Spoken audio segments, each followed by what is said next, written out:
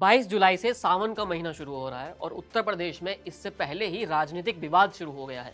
UP सरकार ने कांवड़ मार्ग पर मौजूद खाने पीने की हर दुकान के लिए एक फरमान निकाला है, जिसके तहत हर किसी को दुकान पर एक नेम प्लेट लगानी होगी ताकि मालूम चल सके कि दुकान किसकी है।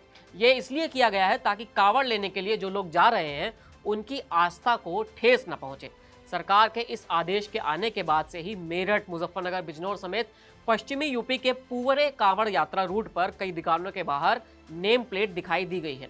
योगी सरकार के इस आदेश के बाद न सिर्फ प्रदेश बल्कि पूरे देश की राजनीति गर्मा गई है और विपक्ष ने भाजपा पर समाज को बांटने का आरोप लगाया है। यूपी सरकार या बीजेपी के लिए एक मुश्किल अब यह है कि उनके साथी ही इस फैसले का विरोध करने लगे हैं और इस तरह के आदेश को गलत बताया है। पश्चिमी उत्तर प्रदेश में लोकसभा चुनाव से पहले भाजपा के साथ आई जयंत चौधरी की राष्ट्रीय लोकदल ने सरकार के इस फैसले का विरोध किया है।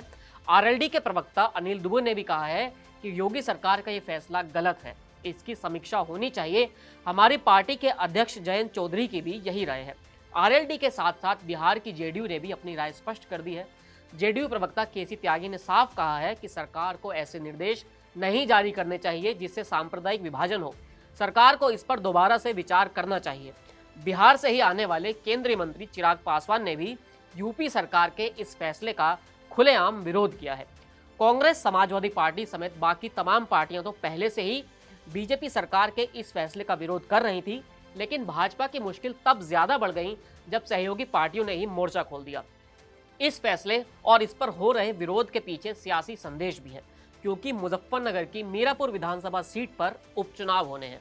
मीरापुर से विधायक रहे आरएलडी के चंदन चौहान के बिजनौर लोकसभा सीट से सांसद बन जाने के चलते मीरापुर की विधानसभा सीट खाली हुई थी और अब यहां पर उपचुनाव होना है। खास बात यह है कि ये सीट मुस्लिम बहुल मानी जाती है, जहां पर मुस्लिमों का वोट 1 लाख से भी ज्यादा है।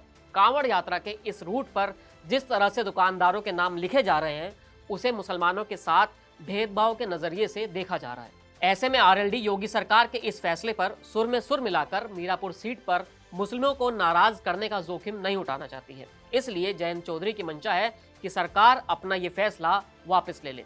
उत्तर प्रदेश में वैसे भी पिछले कुछ वक्त से सियासी हलचल मची हुई है। लोकसभा चुनाव के बाद से ही यूपी बीजेपी में हलचल चल रही है और लगातार सीएम योगी को लेकर कई तरह के सवाल पूछे जा रहे हैं। ऐसे में एक नए विवाद की वजह से फिर यूपी सीएम योगी आदित्यनाथ घेरे में आ गए हैं।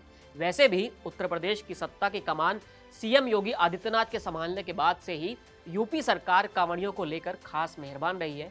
यूपी के डीजीपी ने कांवड़ियों पर सरकारी हेलीकॉप्टर से फूल बरसाए थे।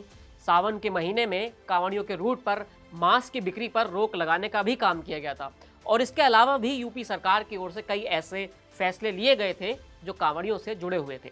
2017 के बाद से ये भी देखने को मिला है कि मुख्यमंत्री योगी आदित्यनाथ ने सत्ता की कमान संभालने के बाद से ही अपनी हिंदुत्ववादी छवि से कभी भी समझौता नहीं किया है। योगी हिंदुत्व की सिर्फ बात नहीं करते हैं बल्कि हिंदुत्व को जीते भी हैं। उनका हिंदुत्व कैसा है और उससे कौन सहमत है या असहमत, ये एक अलग मुद्दा है।